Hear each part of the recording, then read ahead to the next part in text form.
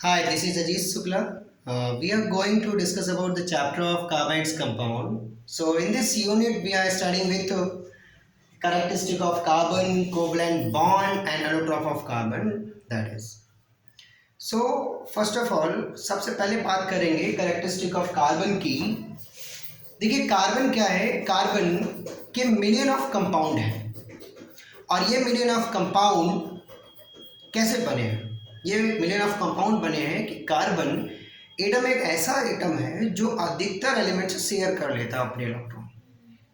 जैसे सबसे ज़्यादा शेयर करता है तो वो हाइड्रोजन के साथ, ऑक्सीजन के साथ भी शेयरिंग करता है अपनी.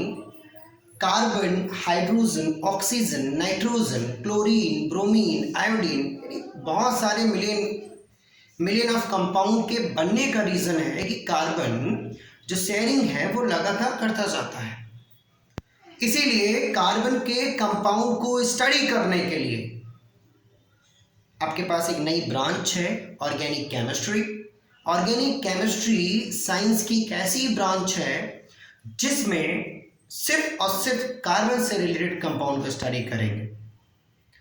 तो सबसे पहले हम जानेंगे कार्बन के बारे में कि क्या है कार्बन, कैसे शेयरिंग करता है और कैसे करके एक से एक ज़्यादा मॉलिक्यूल बनाता जाता है और कॉम्प्लेक्स बनाता जाता है. तो ये कैसे कर पाता है शेयरिंग और कैसे मॉलिक्यूल बना पाता है, आइए देखते हैं. सबसे पहले हेडिंग है आपकी characteristic of carbon. Characteristic of carbon को फर्दर डिस्क्राइब किया गया टेट्रावैलेंसी में, आयनेशन एंथैल्पी में, इलेक्ट्रोनेगेटिविटी में और टेट्राहेड्रल नेचर में. ये फर्दर 4 हेडिंग्स हैं, यानी कि जो कैरेक्टरिस्टिक ऑफ कार्बन है उसको फर्दर डिस्क्राइब किया गया है. सबसे पहले स्टार्टिंग का व्यू है, this is view of starting.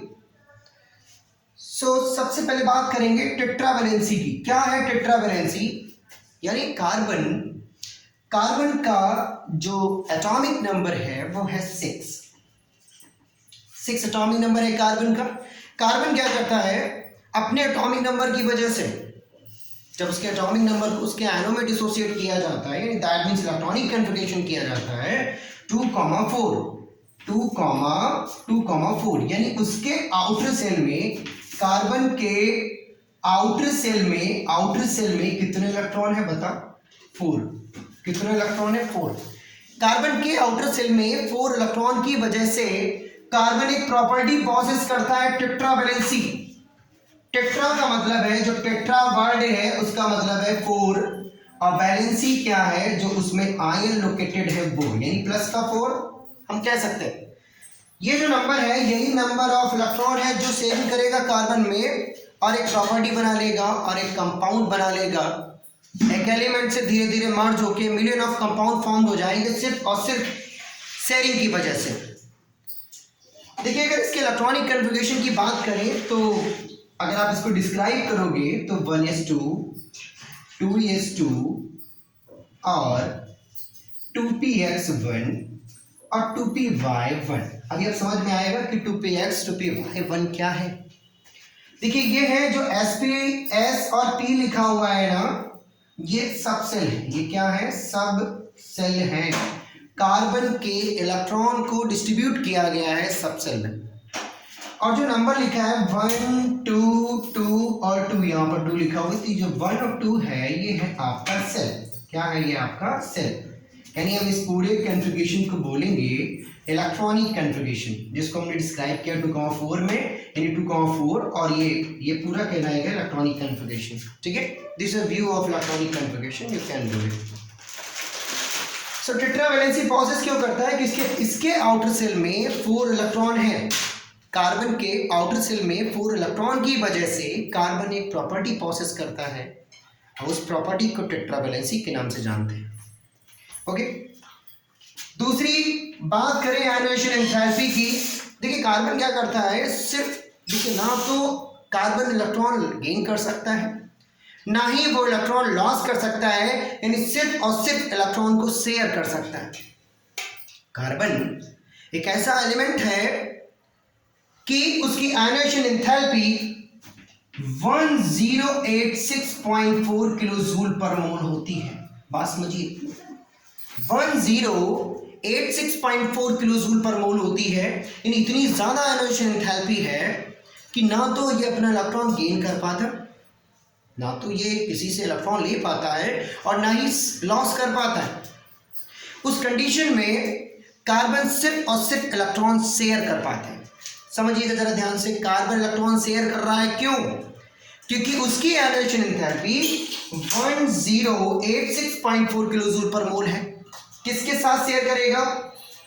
अभी हमने आपको बताया कि कार्बन अपने इलेक्ट्रॉन को शेयर करने के लिए बहुत सारे एलिमेंट को रिक्वायर करता है, जैसे कि hydrogen, oxygen, chlorine, bromine, iodine. ये जो क्लोरीन है, ये जो ब्रोमीन है, ये जो आयोडीन है, डॉट डॉट फ्लोरीन भी मान सकते हो आप, फ्लोरीन भी मान सकते हो। These are group of halide. क्या है ये सभी हैलाइड ग्रुप के एलिमेंट हैं। इनके साथ कार्बन अपने बॉन्ड को बना लेता है इनके साथ मिलकर और एक फॉर्मूला बना देता है। अगर दूसरी बात करें हाइड्रोजन की, तो कार्बन हाइड्रोजन के साथ भी मिलकर बॉन्ड बनाता है, सबसे ज्यादा हाइड्रोजन के साथ मिलकर बॉन्ड बनाता है और एक प्रोसेस करता है, ठीक है। और ये सभी बॉन्ड, जितने भी बॉन्ड बनते हैं ना, मोस्टली जितने भी बॉन्ड कार्बन ने बनाए हैं सभी के सभी कोवलेंट बॉन्ड है। कैसा है? कोवलेंट बॉन्ड है।